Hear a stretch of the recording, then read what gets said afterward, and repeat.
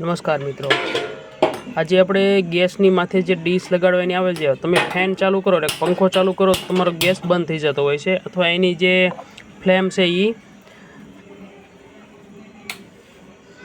નીચે જતી રહેતી હોય છે વાસણથી. તો જુઓ, હવે હું પંખો ચાલુ કરીને તમને બતાવીશ મિત્રો. તો આની જુઓ વરાળ છે એ જુઓ ત્રાસું થઈ જાય છે ગેસ, અને ગેસ ફેળાય છે જુઓ. તો મિત્રો, તમે હવે આ ગરમીની સિઝનમાં ઉનાળામાં તમારે પંખો પણ ચાલુ રાખવો હોય તો તમે આવી ડીશ લઈ આવો. 150 રૂપિયાની બે આવી છે, 75 રૂપિયાની એક આવેલ છે. તો તમે આ લઈ આવો છો તો કોઈ પણ વાસણમાં અહીંયા ચાલશે, અને તમે પંખો પણ ચાલુ રાખી શકશો.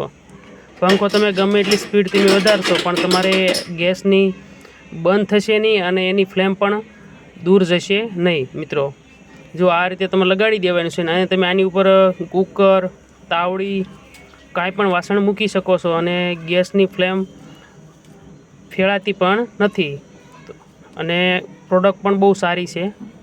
તો જુઓ મિત્રો, હું તમને બતાવી રહ્યો છું એ પ્રમાણે. જો આ રીતે આપણે મૂકી દીધો. હવે તમે ફેન ગમે તેટલો ચાલુ કરો તો પણ અહીંયા ફરક પડશે નહીં. એટલે તમે ગરમીમાં શેકાવવું નહીં, અને તમે આવું ગેજેટ લઈ તમે પંખો ચાલુ કરી અને રસોઈ બનાવી શકો છો મિત્રો.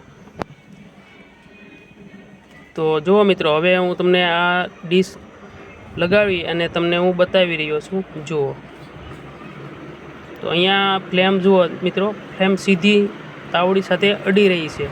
તો પંખાનો અસર પણ અહીંયા થતી નથી, અને પ્રોડક્ટ પણ સારી છે. તો ઉનાળાની સિઝનમાં, ગરમીની સિઝનમાં તમે પંખો ચાલુ રાખી અને રસોઈ બનાવી શકો છો. તો આ પ્રોડક્ટ આપણે ઉપયોગ કરી અને ચેક કર્યું છે.